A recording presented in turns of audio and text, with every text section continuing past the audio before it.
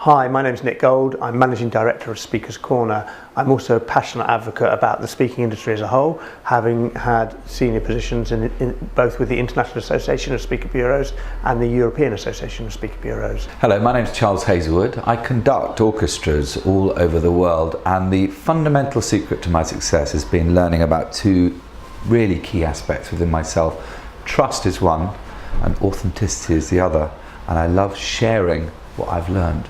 So I remember a number of years ago I got invited to a company up in town to come and see this new person. And I went in a room and there was only about 20 of us in a room. And this guy walks in and then he starts getting us all singing. And I didn't know any of the other people. And it was you, which was quite an interesting place for us to meet.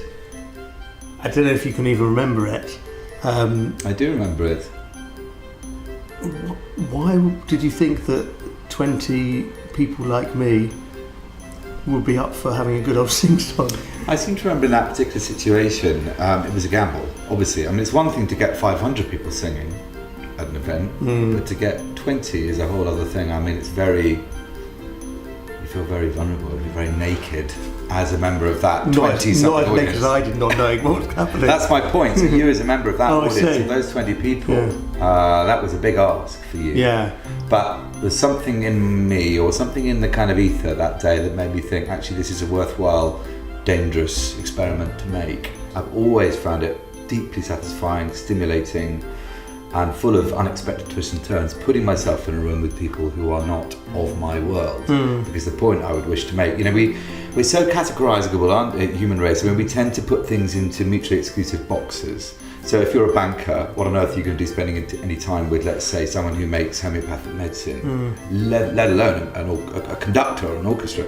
My point is we are all human beings and we have so much more in common than we don't. So things that I've learned about elements of leadership, elements of teamwork, how to build great teams, how to find kind of collective zeal that can drive something through, where people aren't forced to take on a point of view, but they've actually come to it on their own, and they're all adding their own particular unique value into the mix. So put that into a corporate environment, it's no different. I would be very depressed if I thought that the only way to present something to a group of people was by talking at them. Like, I talk, you listen. I mean, obviously, and anyone who's got any experience speaking to any kind of group of people in any kind of situation will resonate with this, that you're constantly feeding on the particular vibe you're getting in the room, and that will completely change the direction or the tone or the particular kind of emphasis that you place on anything you're trying to articulate. You're reading and smelling the sense of this group of people in this particular situation, which is the lovely thing about it. So it means that no two situations are ever even remotely similar. Listen, you and I have talked in the past about the big ideas, whether it's trust, authenticity, or other areas. When you're thinking about a new speech or thinking about a new concept, do you start with those ideas, or do you start with the crazy way you could deliver something and then feed in the idea back to it?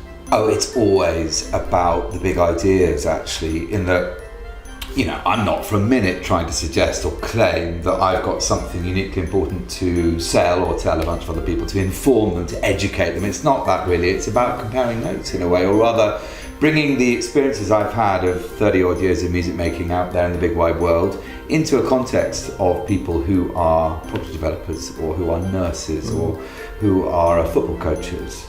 And to see what commonality we have. And the answer is, of course, we have every bit of commonality. I mean, trust, authenticity, these are fundamental ingredients of absolute necessity for anyone who wants to have any kind of success in any area of life, whether it's to be a good dad or to be a good CEO. Touching on authenticity, it's something that you and I have been speaking about over the last year or so, in terms of a new direction of your speech, in terms of expanding the trust thing. Can you share with me a little highlights of the whole thing? It feels incredibly pertinent to expand my thoughts about trust to include the kind of sister dynamic, which is authenticity. I mean, after all, we live in this age where we're deluged in so-called fake news, where we have sugary drinks manufacturers jumping on the back of social activism in order to sell their drinks, in the most preposterous and inauthentic way. And yet we know implicitly that any company will want to do business, most of all, with another company that feels authentic, that has a message, knows what its message is, and then actually acts it through. It's not window dressing, and there is so much which feels a little bit airbrushed in our world. And so too in my world, it's exactly the same. You get an awful lot of musicians, particularly in the classical realm, who are, in the nicest possible way, they're very good technically, but they're trying to be someone else. They're imitating a great artist of yesteryear, or recording Zay Flood, or another artist who's very much alive and well now. So there's a degree of falsehood about what they're doing. You know, it sounds and looks insanely good,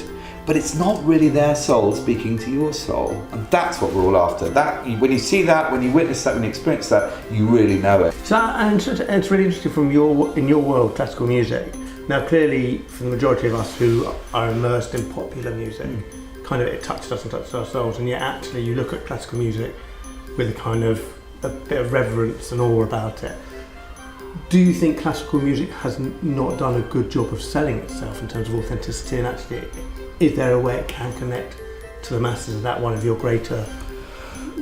I would say that my overall ambition is to engage the world more with all music. You know, for me, music is one broad river with many different eddies and currents in it, which you might call classical music or hip hop or R&B. But in fact, they've got so much more in common than they don't. Because I mean, they're all part of the same broad narrative. And so, the very idea that someone wouldn't enjoy a live orchestral performance, even though they love to see Guns N' Roses play live, is anathema to me. I think it's nonsense. So my mission is really actually just to empower people, to make them believe that they've got much more wherewithal than they thought they could, to climb inside music, to understand it, to own it, to paint their own pictures with it, to feel authentic about it. I mean, so often in classical music, you see people in an audience and they're easy to spot, the ones that aren't normally there, the ones that have come and it's a bit of a mission, it's a bit of an experiment.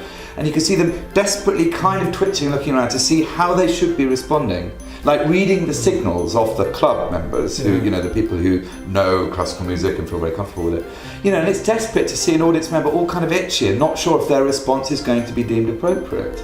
All you ever want is their authentic response, but people feel disempowered. So tell me kind of, I was going to ask you about you, but I'll ask you about the audience. What are the differences in audience reactions when you're playing at Carnegie Hall, or when you're playing at Glastonbury, or when you're doing a speech? Carnegie Hall, there's an awful lot of status anxiety in that room. There's an awful lot of anxious looking around, you know, what's my appropriate response to this? Should I clap loudly? Should I clap softly? Should I wait for a while before I clap? Should I sort of feign complete disinterest in making any kind of response at all?